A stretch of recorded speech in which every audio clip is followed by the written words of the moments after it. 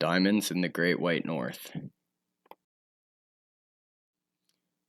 Today we'll be going over the mining company I've created this semester so far. I have learned a lot of new things over this journey creating this company and hope you enjoy listening about it.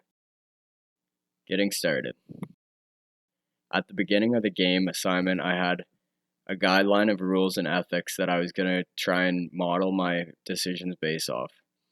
A few of those being pursuing some areas in technology that may have not been explored and developed to their full potential. My thoughts behind this was that there would be more money in something that the world was not familiar with.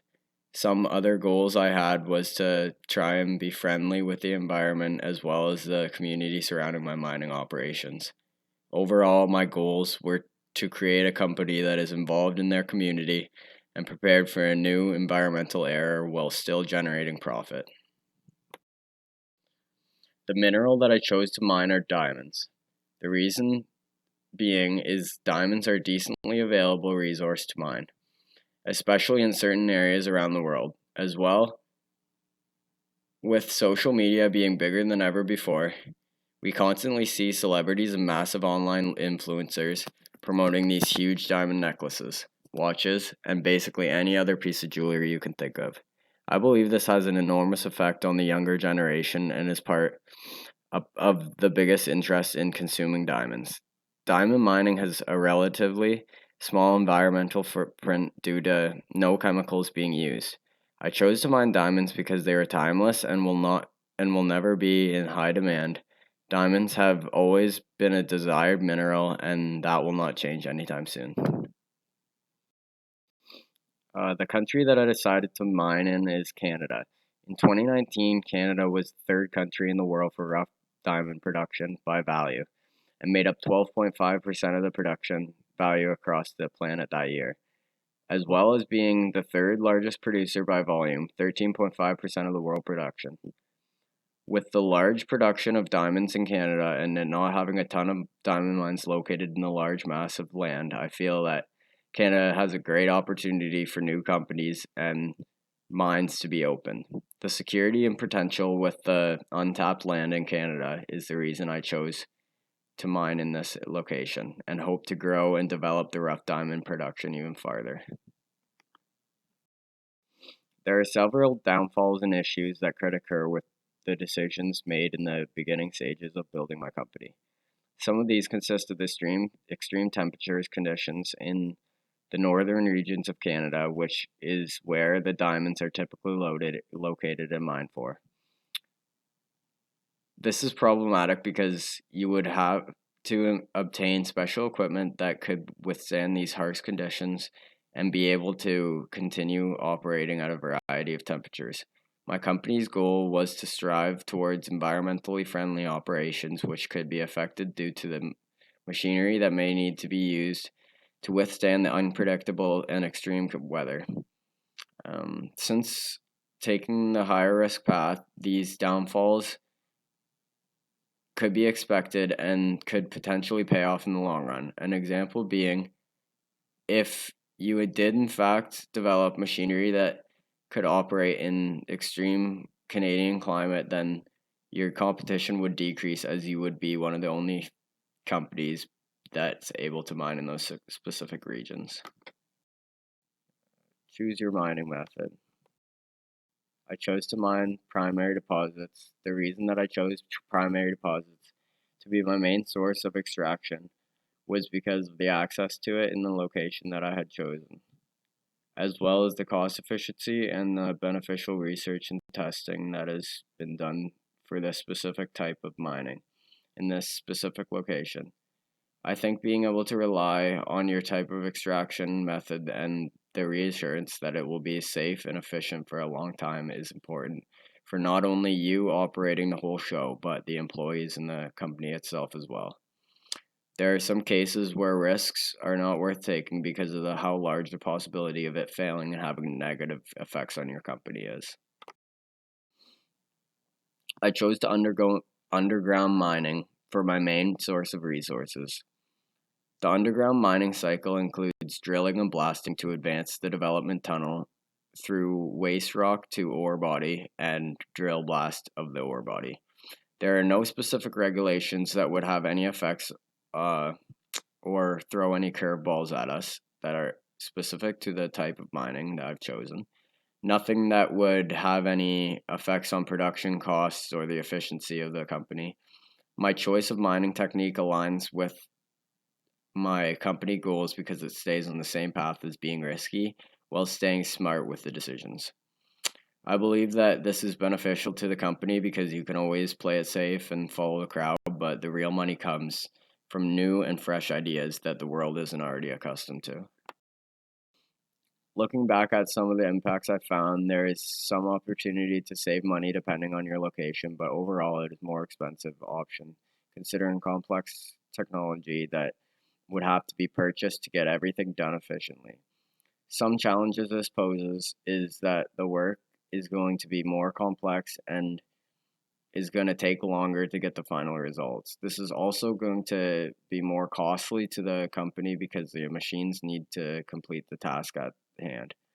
I think this fits into my company's goals because of the high risk, high reward factor involved. Overall, I feel as though there is much more secure routes that are going to be more guaranteed. The more costly and complex equipment that is required, will end up saving time and money in the long run due to them being able to complete more and a different variety of work, which the standard equipment would not be able to withstand. Process your mineral. I decided to process my mineral away from the site offshore. I believe that the local environment regulations are typically more stringent than those of offshore countries. I think that if you're wanting your company to make the most money that it can, then offshore would be the best option to process the mineral because you're going to have an easier time starting the process, not having to negotiate with your neighbors and also your main consumers, meaning your company will begin to earn revenue quicker. Another reason being the processing costs are lower, although you are missing a niche market, mine processed and sold locally. You can possibly charge less for your stones and sell more of them than you would have anyways.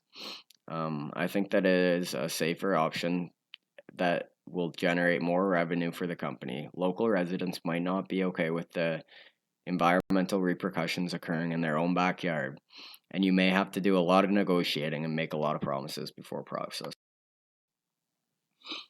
The biggest thing that I had to think about when making the decision was throwing the company's problems on a country who can't do anything to help themselves.